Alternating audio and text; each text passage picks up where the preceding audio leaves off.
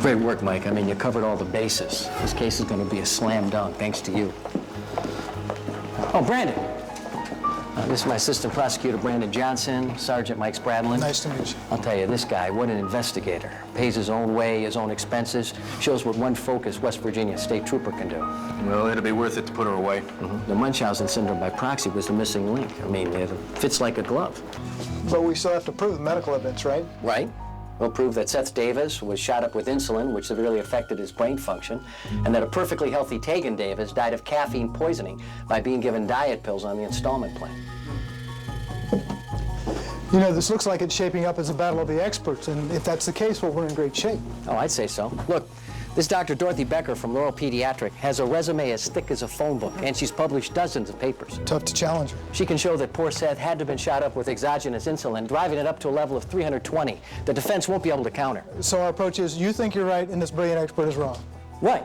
And as to the Tegan part of the case, Dr. Hooper, who did the autopsy, says the NG tube sucked out all of the stomach contents. If the caffeine levels in the tissues are minimal, and the ingestion took place over a period of days, shouldn't the levels be just as high in the tissue as it is in the blood? Yes.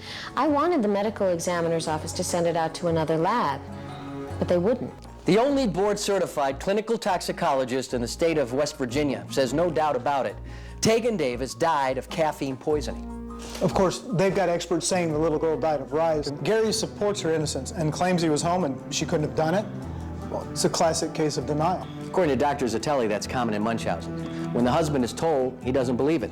Backs up the wife. According to Dr. Zitelli, one of the symptoms of Munchausen syndrome is mothers who don't seem appropriately concerned or have inappropriate reactions.